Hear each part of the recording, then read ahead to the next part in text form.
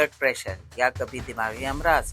अब आम वजूहात में क्या है? जहनी दबाव और स्ट्रेस है, नींद की कमी है, पानी की कमी, कम पानी पीना, भूख या खाना शदीद, जिंदगी का सबसे बुरा सर दर्द होने लगे। और उसके साथ कभी आपको अगर बुखार के साथ सर दर्द और गर्दन में अकड़ाव महसूस हो या धुंधला दिखाई देने लगे, बोलने या चलने में दुश्वारी होने लगी। हाय व्यूअर्स, डिफीट डिजीज़ की बीमारियों को हराने और अपनी ज़िंदगी में कई सेहतमंद सालों का इजाफा करने की कोशिशों में हमेशा की तरह मैं आपके साथ साथ डॉक्टर शीरीन। आपसे रिक्वेस्ट है, दरख्वास्त है कि बेल के बटन को दबा के मेरे चैनल को सब्सक्राइब करें, लाइक करें और आगे भी शेयर करें ताकि मालूमात का ये सफ़र आगे से आगे चलता रहे।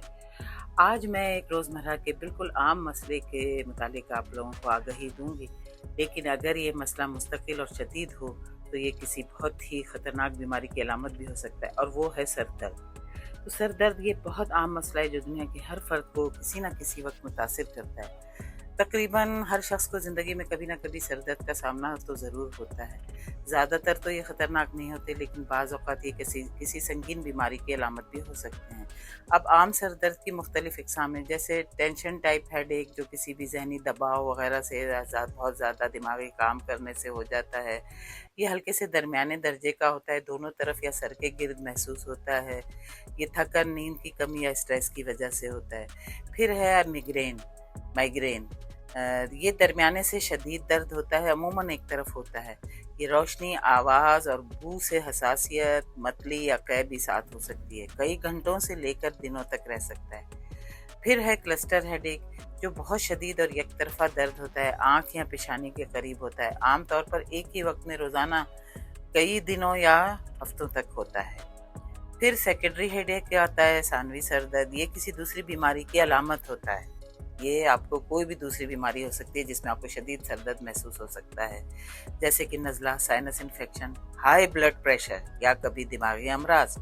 अब आम वजूहात में क्या है? जहनी दबाव और स्ट्रेस है, नींद की कमी है, पानी की कमी, कम पानी पीना, भूख या खाने का वक्त छोड़ देना, शोर या रोशनी की ज़्यादती, ज़्यादा कैफ़ीन की अचानक कमी और मखसूस खाने ज़्यादा खाना, चॉकलेट, प्रोसेस फूड, पनीर वगैरह, साइनस इन्फेक्शन हो या फ्लू हो, नज़र की कमज़ोरी, आँखों पर दबाव हो।